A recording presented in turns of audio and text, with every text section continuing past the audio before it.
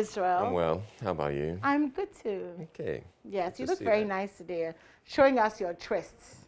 Oh. Echo, have you seen that Israel is showing us his chest this morning? Oh, I'm showing my chest and you are showing what? I'm not showing it. We are talking about your chest that you are showing, your button that is open. Someone should come and button up Uncle Israel for me before I make mistakes during the newspapers this morning. No, you're not going to make any mistakes. I mean, so long as I'm not making mistakes, you're going to be fine. Okay, all right then. So are we doing 11 minutes on the Daily Graphic? No, we're not going to do 11 minutes. Okay. All right, so let's get on with it. The Daily Graphic has on the front page, commitment to fight corruption high. That's President Akufo-Addo. Says President Akufo-Addo has stated that he has not shirked from fighting against corruption and will not retreat in ensuring that people manning state anti-graft agencies acted in the interest of Ghanaians. So he goes, I don't think that any government has mobilized resources to give opportunity for the anti-corruption agencies of the state to function efficiently as possible, as this government has done. It is a matter of record, he added. So the president has had that to say. He was speaking when he met members of the anti-corruption coalition at Jubilee House in Accra yesterday. I'll move to something else he said. He talks about people being guilty before charge. President Akufo-Addo has also said need for all to be very careful of the situation where people who had not gone through due process were condemned and stigmatized as having acted in an improper or corrupt manner. And he also talks about the acting auditor general. He says he wants to give people time to have confidence in him, and that's why he's still acting. Okay. Then speaking on behalf of the civil society groups, Nanose Bonsu, he said they were worried about the state of corruption perception in the country.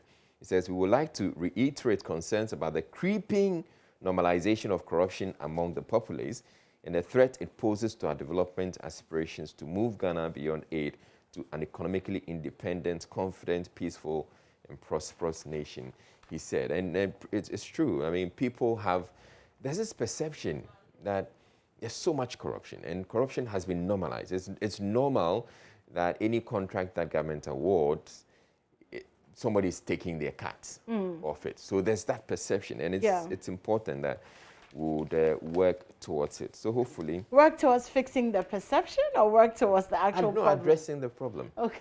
Addressing the problem so that then people don't begin to think that it's actually, the perception actually exists. Okay. Now, UTAG suspends strike. Parties agree on milestones. So that's one of the things we're talking about this morning. The Daily Graphic says UTAG has suspended the strike, but UTAG is also saying, not quite. We haven't quite suspended the strike, but we'll get into it. We'll be speaking with the president, UTAG president for the University of Ghana this morning, and then we'll also be speaking with the National Labour Commission so that we can understand exactly what the situation is.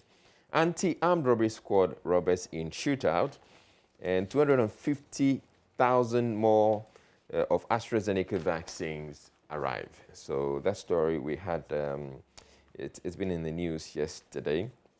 But yes, the good news is that for those of you who have been waiting for a while now for the your second dose of the AstraZeneca vaccines, we have had 250,000, in fact 249,600 coming in, and it's a donation from the UK government through the COVAX facility. So about 500,000 people still waiting to get their second jab. So half of them are likely to get this now. But there are more vaccines on the way. So let's move on to page 9. It was impossible to stay after U.S. withdrawal. That's NATO talking about the Afghanistan withdrawal by the U.S. And death toll in Haiti's earthquake reaches 2,000. And move on to, let's go to the page 16, the 250,000 doses more of AstraZeneca vaccines arriving. It's there, the story that you can get the paper and read the details. Public sector workers protest. Yes, so public sector workers hit the streets yesterday, and they're protesting what they say is an inadequate increase in salaries offered them by government. They want more, and they cite the case of the Article 71 office holders and say if they're getting so much, then they also deserve a bit more. But that's why we're asking you this morning on social media. That also we spoke with one gentleman who said the daily bread doesn't take you anywhere. No. By 10 o'clock it's finished. Right, so we're asking you on Facebook and our social media handles. We're asking you to tell us how far your daily bread or your daily bread or wage takes you, and what you do to make up for the shortfall. And in politics, guide government to tackle challenges. Mahama urges traditional authorities, and delay in appointing MMDCEs affecting assemblies. That's an NGO speaking there. The NPP is holding its constituency annual delegates conferences on Saturday. So the story in the page 18, on page 18 of the Daily Graphic. There's a graphic business pull out here, tackling post-COVID-19 challenges. Economic recovery, not easy to fix. So that's Professor Eric Osei, SCB, Associate Professor of Economics, University of Ghana. On page 22, TUC pushes for a review of single spine salary structure. And in the regional page, Dako Mensah leads Galamsey fight on Ankobra River. And the center spread, Azaka's ladies present Waffle Cup to Vice President. And there's a photo of the Vice President receiving the cup there. And the Vice President actually made a donation to Azaka's when we were going to play the Waffle. And then there's a bit on Showbiz, graphic Showbiz. My actions are not deliberate. That's Abna Koko. Okay. And got more training. That's Ivan Kwashiga to actors. And we have Seth Tekpe, former Finance Minister Seth Tekpe here saying, COVID-19 not only cause of fiscal gap. That's Seth Tekpe. Governments a lot of the time will say, remember when people are complaining that the economy is in a bad situation, in a bad place, and they'll say, well, COVID-19 happened. Have you forgotten that COVID-19 happened? GES boss introduces Early Childhood Teacher Award. Okay. And medical doctors ready to separate conjoined twins. NGO secures new accommodation for the family, which is some good news for the conjoined twins that were told about 166 doctors will be working on their surgery to separate them. That surgery is coming up. And then customers demand action on 5.5 billion CD asset bailout program. These are aggrieved customers of the Gold Coast Fund Management. Apparently, there are a lot of them who still haven't received whatever government promised as a bailout package. It says, you can imagine how we have been surviving for all these years. Pensioners form more than 70% of our membership, and out of the figure, 49 have died between January and July this year. And graphic business time big breakfast meeting, experts to discuss how to spur economic growth. How many minutes have I done so far anymore? I think about 8. Okay, Yeah. I'm just about wrapping up. So sports, NASCO to support Black Stars with $60,000. And Jan says Ghana should be wary of Comoros and Gabon. That's Asama Jan speaking there. And finally, task force on the back page. Task force maintains law order in Accra Central. So that's it. I'm done. Okay, let's do the daily guide this morning, my first paper. Agenda 111 ruffles NDC, Mahama cries wolf, 249,600 doses of AstraZeneca land. It always is interesting for me, the numbers of the doses that come. Okay. 177,699. 249,600. Like, how do they pick the figures? Because you could just have sent 250,000, right? Yeah. Or 180,000. It's actually an estimate, really. So the 250,000 they're talking about, they may end up actually getting 245,000 doses out of it. because it's always an estimate. It's just interesting, the figures. $36 million meter fraud uncovered. Bust awarded $39 million contract without approval. Oh boy, that's a report in the Daily Guide. Let me do some international stories. Anti-Taliban protests spread beyond Jalalabad over Afghan flag. That's Jalalabad. On page 5 of the Daily Guide. Nigerian governor urges civilians to arm themselves. Haiti earthquake death toll reaches nearly 2,000.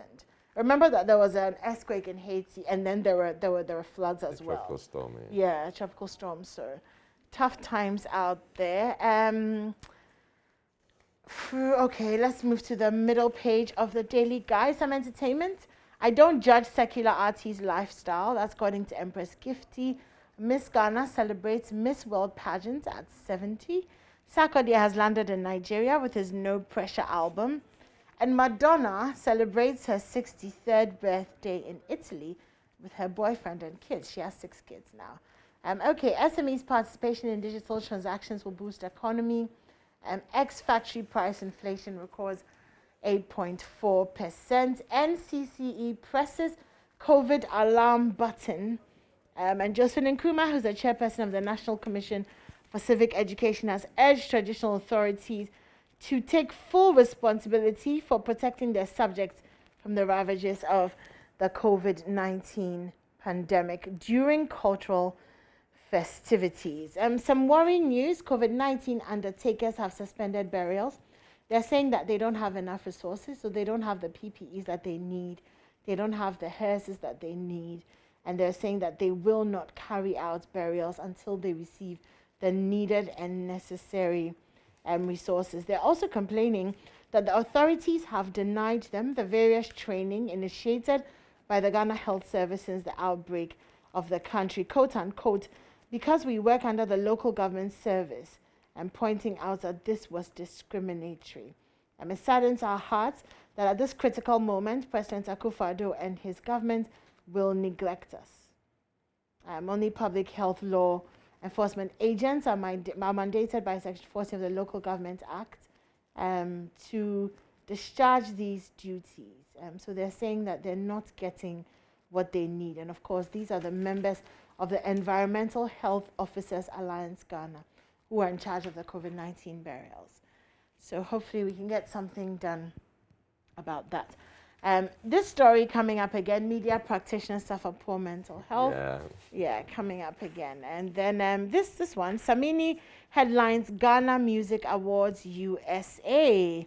That's coming up very soon, August 21st. And of course, if you don't know Samini, Charlie, then where you did? Because anyways, Boomplay honors Wendy Shea. And a bit of sports on the back page. AFCON droughts frustrates Jan. And of course, that's Asamoah Jan. Suhum FA chairman appeals for AstroTurf. Hazakas ladies thank Baumia.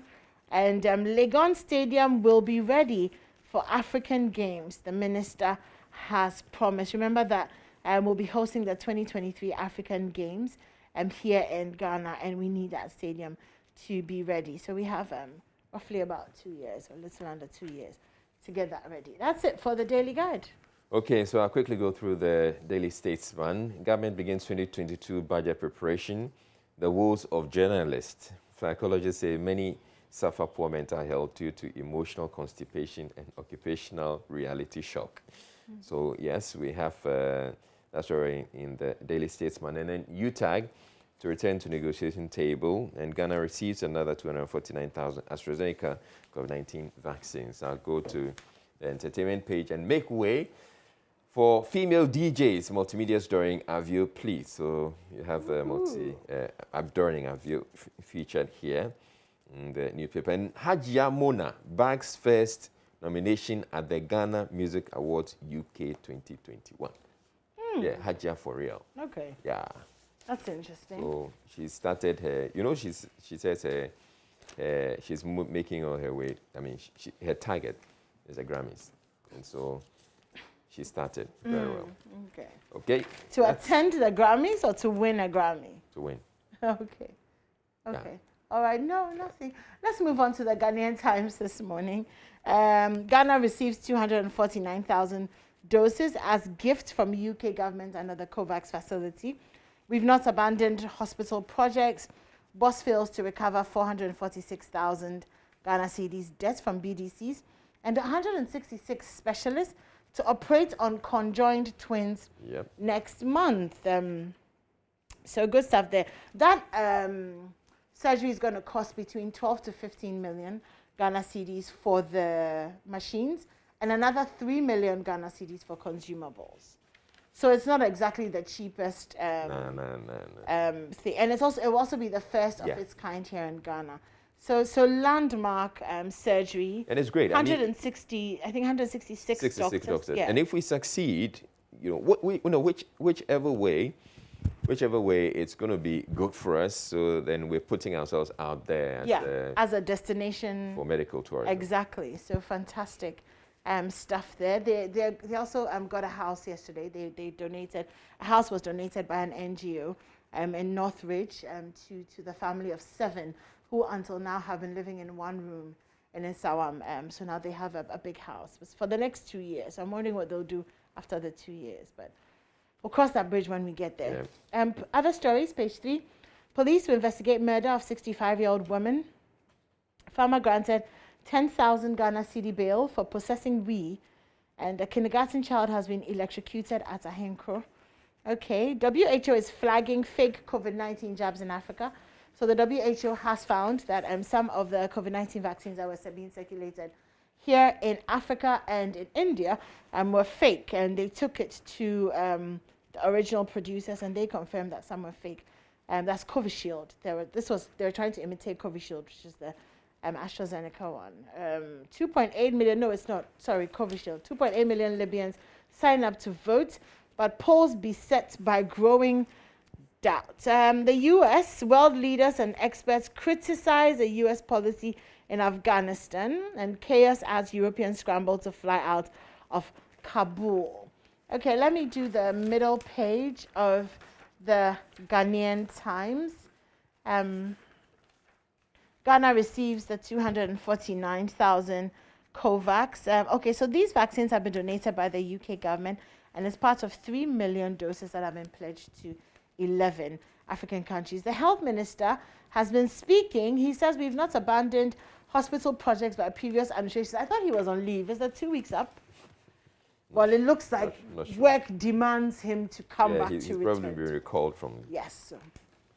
It's just interesting that I haven't seen in any of the interviews if anybody asked him what he thought about the call for him to resign. Anyway, it doesn't look like that's happening. So, okay, journalists in Bono East region schooled on affirmative action. Parents influence growth, development of adolescents. And on the back page of the Ghanaian Times, Upper West Region flooding to prevent farming in 3 districts, and Asogli Education Fund supports 57 students with 65,000 Ghana cedis. Okay, so I'll go to the Business and Financial Times. Energy sector debt to remain above $1 billion yearly till 2024. That's the IMF saying that. SMEs participation in digital economy key for recovery. That's Ade Singh, the governor. And let's protect image as producer of premium quality cocoa beans in the world. That's very important. That's our Greek minister saying that. President Akufo-Addo inaugurates Professor Edu Boahin Square, and Haptel donates laptops to RTI Commission, blood shortage, medical negligence, insurance industries intervention. And we move on to page 18, tourism, an outstanding international inclusive and sustainable development catalyst. And on the back page, Investcorp mutual funds post positive performance despite pandemic. That's it. Okay, I'll do the Daily Dispatch quickly, whilst we get ready for our online review, myjoyonline.com. So the Daily Dispatch, just the headlines. Ntia Sari explains why Agenda 111 is under the Chief of Staff, and there's an editorial in defense of Agyeman Manu. The projects have not been abandoned, and we use foodstuff vehicles for COVID-19 dead bodies. Burial team declares strike. That story is on page 11 of the Daily Dispatch. Okay, and then the Business Finder, consolidate salaries, allowances to make retirement more meaningful. That's Ernest Amate Vondi. So I very much agree with that, because a lot of the time you see some companies in their bid to reduce how much taxes they pay on their employees, they tend to separate the allowances. So then your basic salary is just small. Then they're saying that if you do that, how much the amount you contribute to your pensions is also reduced, and that doesn't help you. Help you at all, yeah. So that's something we should look at. Ghana and Singapore to create financial trust corridor to boost business support, and my commitment to fighting corruption is steadfast as President Akufo-Addo. Okay, should we go to myjoyonline.com? Yes, we should. Awesome. Okay, so the banner headline there, UTAG hasn't suspended strike. The decision will depend on steps taken by the NLC and Employment Ministry. That's according to Samuel Nkuman. Okay, so election 2020 lessons have been painfully learned, will not be forgotten. That's expressed in Mahama. Government to fund Agenda 111. Project explanation is not enough. That's according to Bright Emisa. There's also the full details of the Agenda 11 project. You can find that 111. You can find that on My Joy Online. Commander Sugar Factory, a rusting investment. Brought you that story on the AM News. My commitment to fighting corruption is steadfast. That's according to El Presidente. Retract my purported expulsion from NDC. I remain a member. That's Koku Anido to Asiedu Nketia. And that's about it for My Joy Online this morning. Of course, you can get more news, entertainment, business, sports, and you can also listen to live TV or radio on My Joy Online. All right, so we're done with the news review, and we're going on to sports in a bit. But as we've been telling you this morning, the conversations we're having, first we're going to be talking about UTAG and their strike action. What we know is that though they haven't suspended the strike, but there are conversations. They're making some headway. There was an MOU that's been signed, and they're saying that the UTAG is also saying, hold on, if you want us to call off the strike, you have to withdraw. The NLC would have to withdraw the court case, and then we can sit down and negotiate, because we can't be negotiating and being caught at the same time. So we're going to be having that conversation. We'll be speaking with the NLC, and we'll be speaking with UTAG as well. So do stay tuned in for that. And then we also have Healthy Thursday. Yes, we'll be talking about your spine, your back, everything to do with staying healthy in terms of your back. So that's it for Healthy Thursday. I'm looking forward to learning about that. I'm looking forward to the minimum wage conversation as well. So the minimum, how far does the daily bread go? The daily bread, the guy says the daily, did you say daily bread? The daily bread. Cut. 10 o'clock, Charlie. 10 o'clock. So we'll have that conversation, but you can start by interacting with us on social media, because we're on Facebook, Instagram, and Twitter. So let us know, how far does your daily bread go? Is it enough? And if it's not, how do you make ends meet? What else do you do? What's our pa movement? Yeah, we want to know about those ones. We also have sports and showbiz. Actually, sports coming up right after. Will you share your papa moves with them? No. Or you're not going to tell? No. What you do? No. They need to know so they can pick You want to know. This is your own personal subject, Israel. Davi. Anyways, we're going for a break. When we come back, we have some sports, but we will be back soon.